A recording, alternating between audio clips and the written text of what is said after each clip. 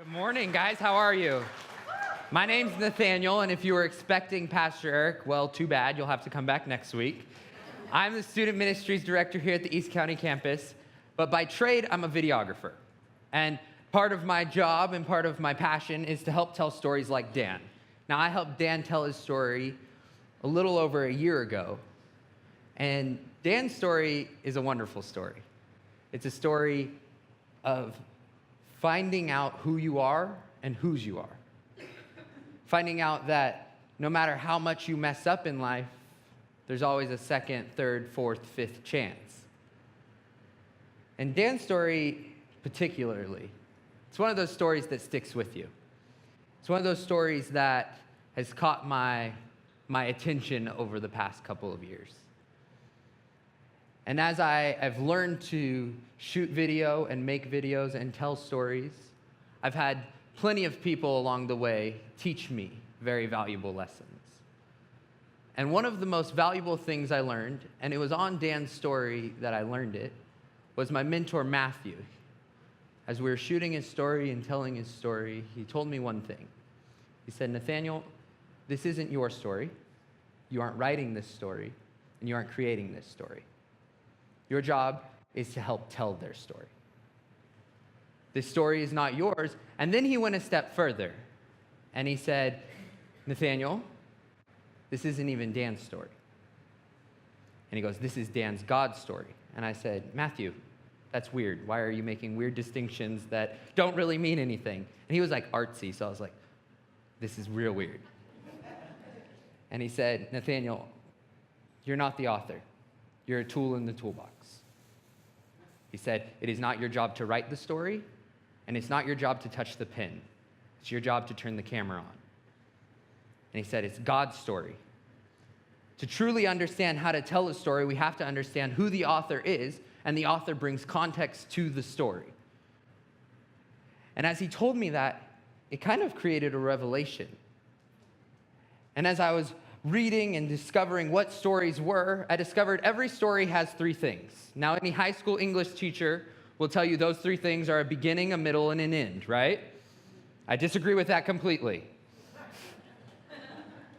I believe a great story has three things also: a beginning, a failure, and then an understanding that you need grace each day, and that grace comes from God.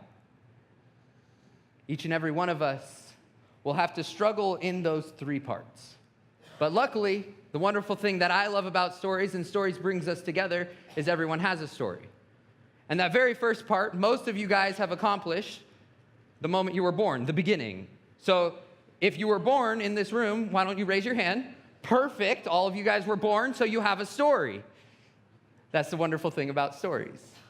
No one can tell you you don't have a story. No one can tell you that your story isn't important. But it's how you use that story. And the first thing we have to understand about a story, since we've got the first step down, we all exist and we all have a beginning. Part two. Now this is a big part. Failure. Nobody likes failure, but failure makes us human. Nobody likes to miss the mark. But it's one of those things that runs through each and every one of our stories and brings us closer together. And our stories of sin are worse than you think. Sin in our human nature is one of those defining factors that makes us human. So now that we understand who the author is, it gives us context. We understand that one of the major themes in our stories will be sin. And Paul begins to write about this. Why don't we turn to our Bibles in Ephesians?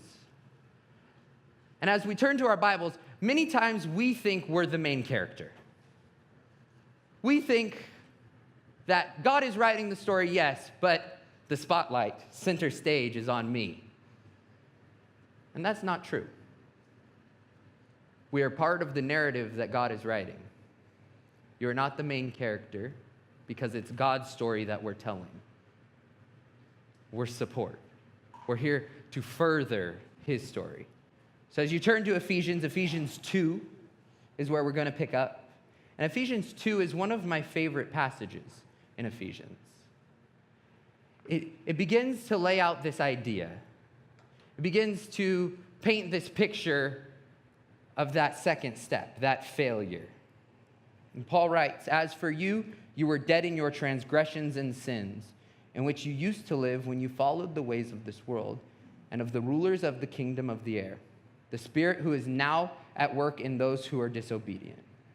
All of us also lived among them at one time, gratifying the cravings of our flesh and following the desires and thoughts.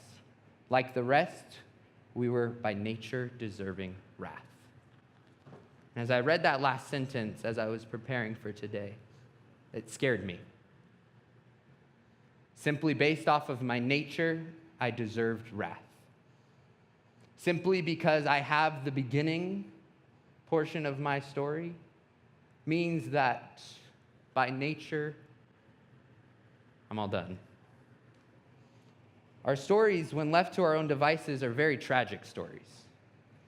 When I think about tragic stories and being left to my own devices, I always think about a saying my dad used to say to me. From the age of 4 to 19, he said this probably the most in my life. He said, "Nathaniel, play around, soon you won't be around." And it's all catchy and fun, but I heard it way too many times in life. Every time that I was up to no good, I was playing with something I shouldn't be playing with, I'd hear it. And he wouldn't say Nathaniel, he'd say, "Thaniel, play around, soon you won't be around." Now, one of my most memorable moments was when I got a BB gun. Now, everybody's had a BB gun. Good old-fashioned Red Ryder.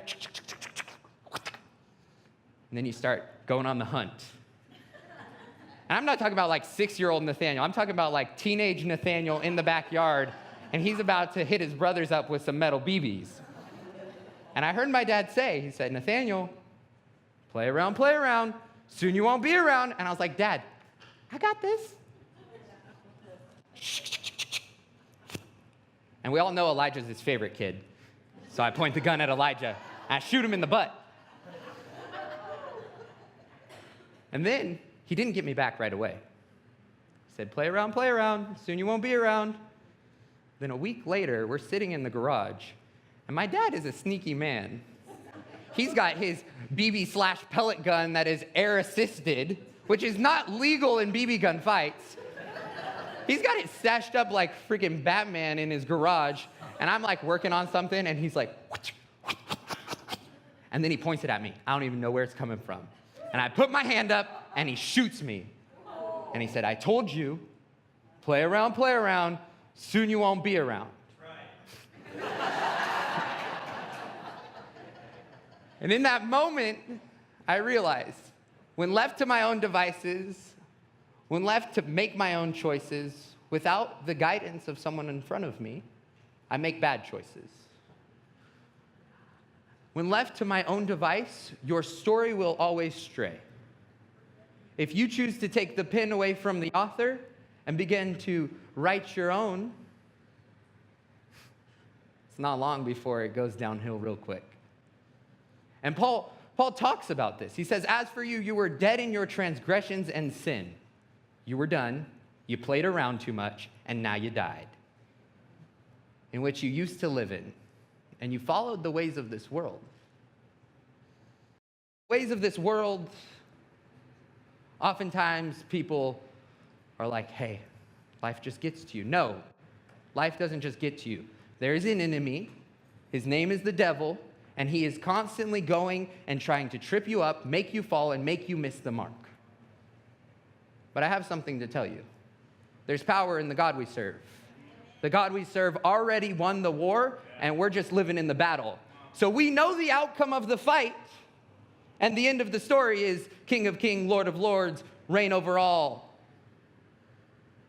So we have to be faithful and know that the enemy is working against us. The enemy is trying to make your failure the end of your story.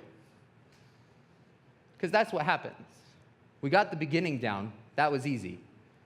Then we get to the failure. And in that failure is where we begin to live. We begin to camp out. We begin to Believe the lies that the enemy is telling you, saying, you're all done. Your story stops here. Yeah, you had a good run, but you made too many mistakes. See, and for the rulers of the kingdom of the air, the Spirit who now works at those who are disobedient. He's talking about the enemy right here. He's all around us, and he's constantly trying to trip you up. But remember, we're fighting a battle, but the war is over. Jesus has gone before us. But it doesn't mean sin doesn't run through each and every one of our stories. Failure is the thing that binds us.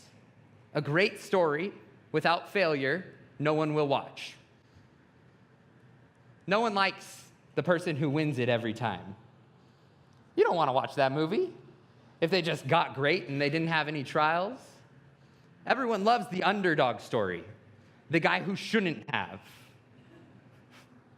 It's true. Your failures are the things that connect people to your story, are the things that help others understand that you're not perfect and that by nature you were deserving wrath. But it all comes down to this thing that Paul is writing. He says, all of us. And I love all of us because it doesn't exclude anyone. It's quite simple. All of us also lived among them, gratifying the cravings of our flesh and following its desires and thoughts. Like the rest, we were by nature deserving of wrath. Me, you, and every person in this room were deserving of wrath. We're deserving of this punishment that was ours to carry. And sin hurts. When my father said, play around, soon you won't be around, he was instilling this idea that every time I make decisions on my own outside of the will of the Father, that people are going to get hurt, I will get hurt, and that ultimately the Father will be hurt by my decisions. And you have to understand that sin is here. Each and every one of us has sinned, made mistakes, and fallen short. But are you going to let it stop there? Are you going to let your story end with failure? Are you going to allow your story to align with his story and make history? I saw this happen last week. Now, we went on the house build trip. How many of you guys went on the house build trip? Raise your hands, raise them proud, so that way people can ask you, should I go next year? And then all of you will say, yes, it was wonderful. The bathrooms were great, the showers were fancy. But the real deal was when we built the houses. I saw history be made in 3 days. I walked into a job site, and on my team, we had like 13 teenagers.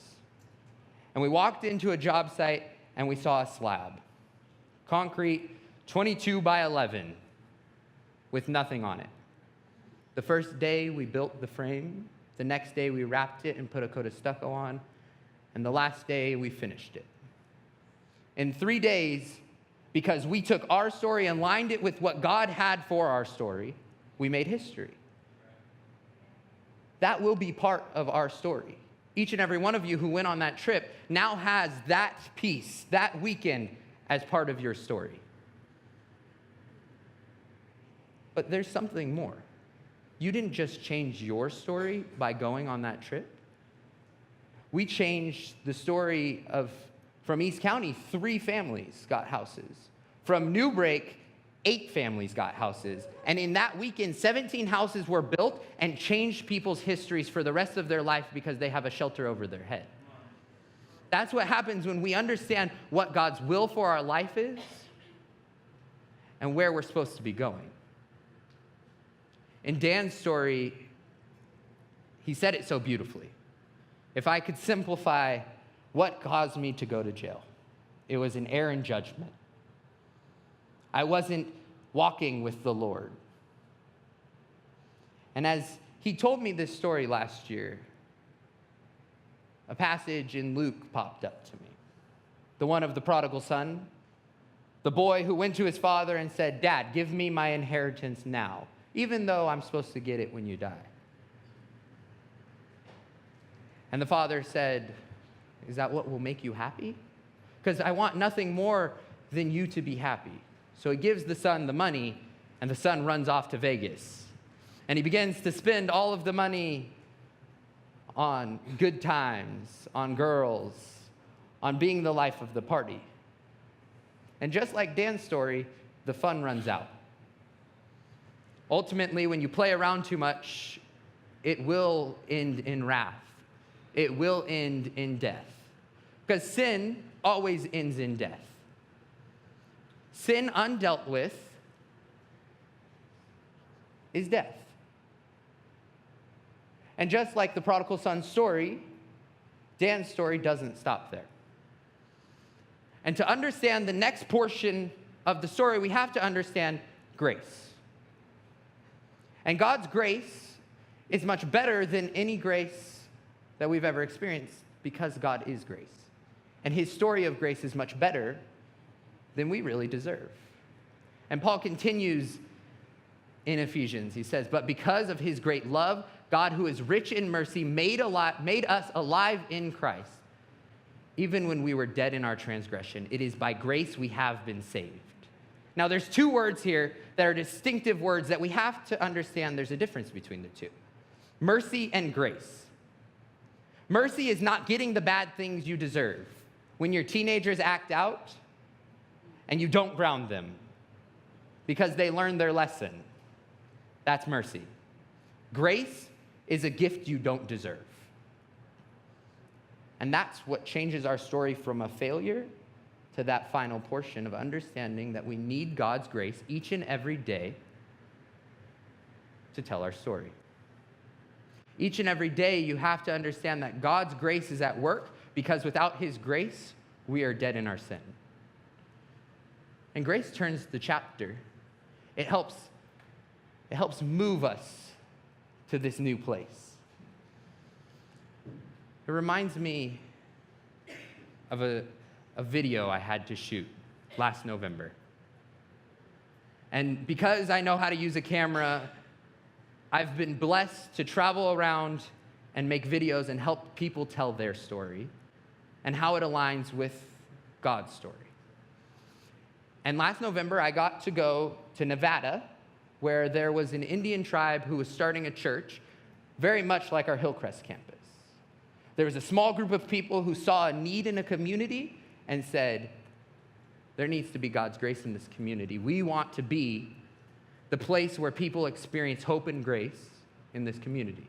But they needed a sound system because they finally got a place to meet, but they didn't have anything to share their voice. So New Break gathered up the supplies and sent me and one other person to Nevada. We drove for 16 hours. We finally get there.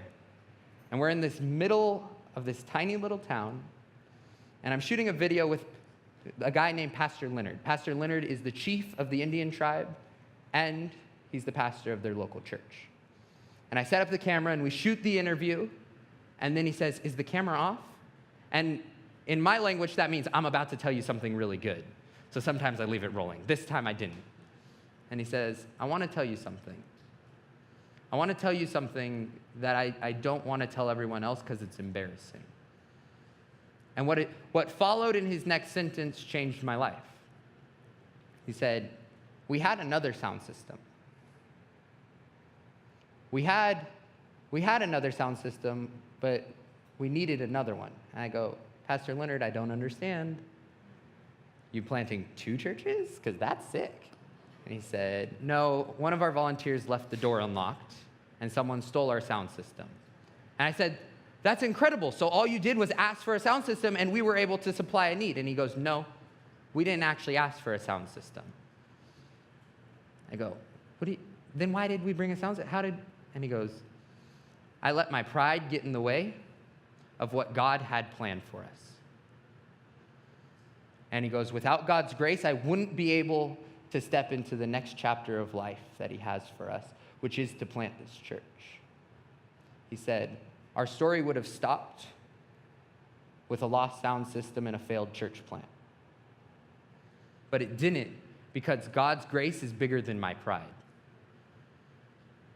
And he said, don't ever let your pride get in the way of what God's doing. He said, don't ever let your pride get in the way of the story God wants you to tell.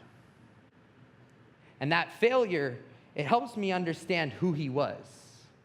He was a proud man that wanted to provide for the people and didn't want to look bad.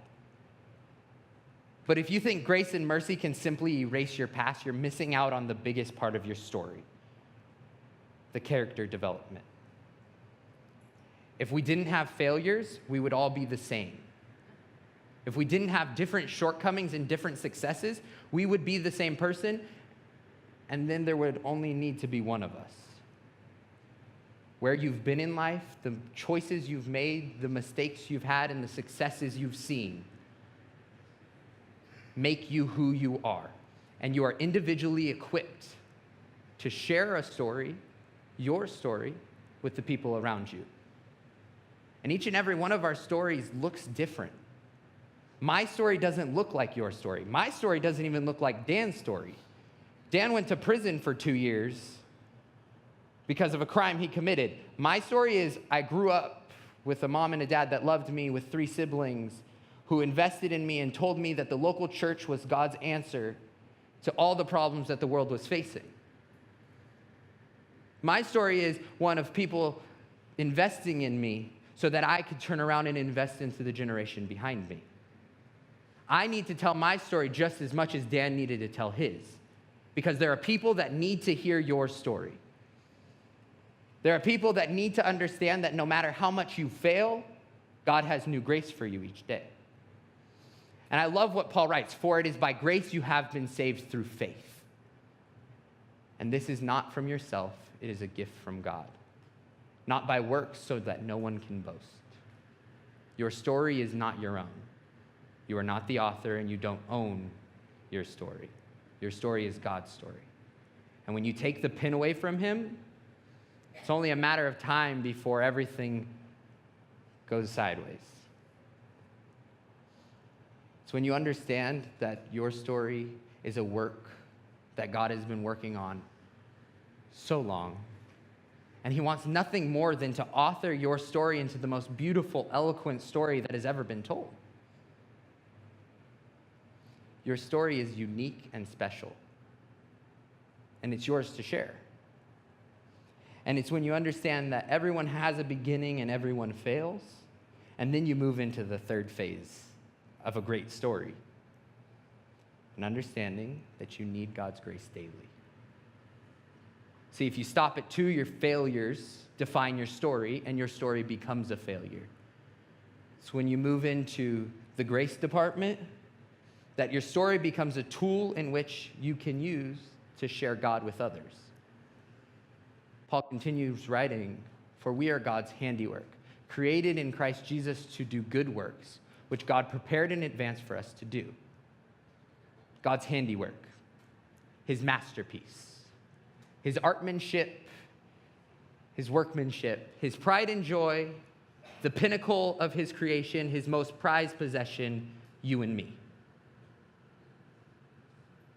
That's what Paul is saying that God thinks of us. But it doesn't just stop at, we are the pinnacle of his creation. It continues and says, created in Christ Jesus to do a good work. And that's the interesting part of our story, is the author created us to live a great story. He created us not to just sit and have a great life story. He created us for a good work. And that's what the Mexico House Build is. That's what planting a church in a community that needs it is. That's what the Hope Center is. It's that good work that before we even started the beginning, he goes, I have a plan for these people. I have special things that I need each and every one of them to do to fill out their calling. But will you let grace write the rest of your story? Because if you don't let grace write the rest of your story, then your story stops at failure. if you are constantly struggling to pull the pin back from the author and write your own plans in, it's not going to work. And each and every one of us has a next chapter. It doesn't matter how bad you failed. It doesn't matter how short you've fallen. It doesn't matter the successes. It doesn't matter. Each and every one of us has a next chapter. And if you just started your relationship with Christ, the logical next step is baptism. The logical next step is to go, hey, Jesus has done something in my life, and the grace that I have received is so great, I have to tell everyone about it. That's what baptism is. Baptism is telling your friends and family, look what Jesus did in my story.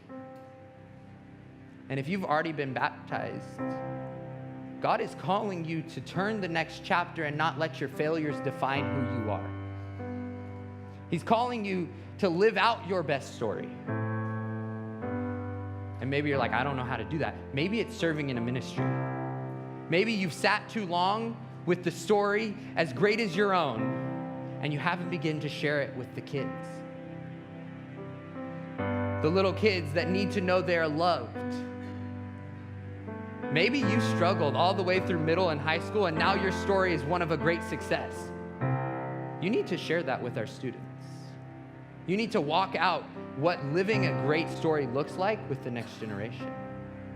Maybe the next chapter of your story is no longer on the corner of 470 North Mollison, but it's at our Hillcrest campus with Pastor Isaac. Your story looks different, and that's okay.